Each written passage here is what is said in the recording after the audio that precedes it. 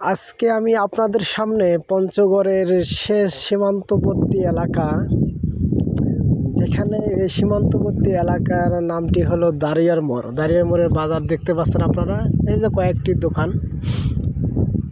তো এটাই হলো পঞ্চগড়ের সীমান্তবর্তী এলাকা এবং সামনে দেখতে পাচ্ছেন, সামনে আপনারা দেখতে পাচ্ছেন যে যেগুলো দেখা যাচ্ছে অথচ কুয়াশার কারণে দেখা যাচ্ছে না, সেটাই হলো বাংলাদেশ এবং ইন্ডিয়ার শেষ প্রান্ত।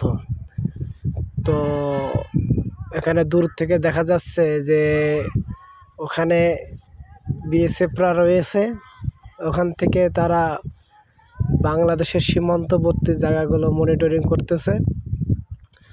তো বাংলাদেশ শেষ গ্রাম এটা বলা হয় দাঁড়িয়ার মোড়। আপনারা দেখতে পাচ্ছেন, আপনাদেরকে দেখাবো বাংলাদেশের শেষ প্রান্ত সীমান্তবর্তী পিলার, যেখান থেকে বাংলাদেশ আর কি শেষ আর কি।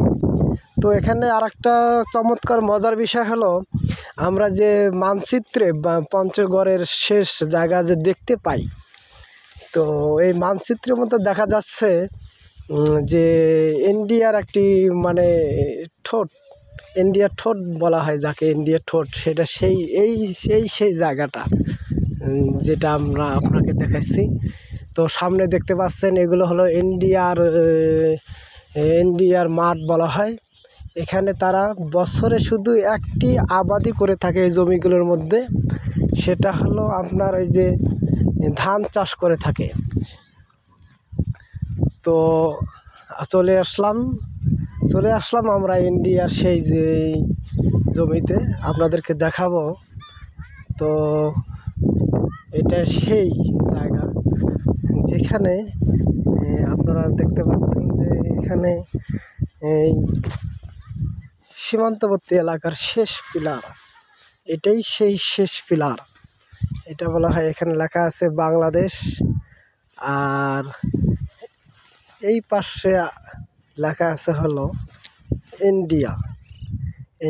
এটা সেই জায়গা। এখান থেকে আমি যেখানে দাঁড়িয়ে আছি, তো এটা সম্পূর্ণ যেটা দেখা যাচ্ছে সম্পূর্ণ ইন্ডিয়ার আর কি মাঠ বলা হয়।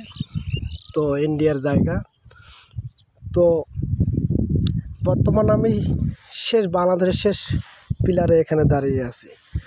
তো এই সেই ইন্ডিয়া, ঘন কুয়াশার কারণে দেখা যাচ্ছে না। আজকে অবশ্য আবহাওয়া প্রচুর, পঞ্চগড়ের মধ্যে প্রচুর কুয়াশা পড়েছে এবং কুয়াশার সাথে সাথে মৃদু বাতাসও বইতেছে। আর এটাই হলো আমাদের বাংলাদেশের এই সীমান্তবর্তী রাস্তা। এখানে দেখতে পাচ্ছেন এই জায়গাটা পঞ্চগড়ের নাম হলো দাঁড়িয়ার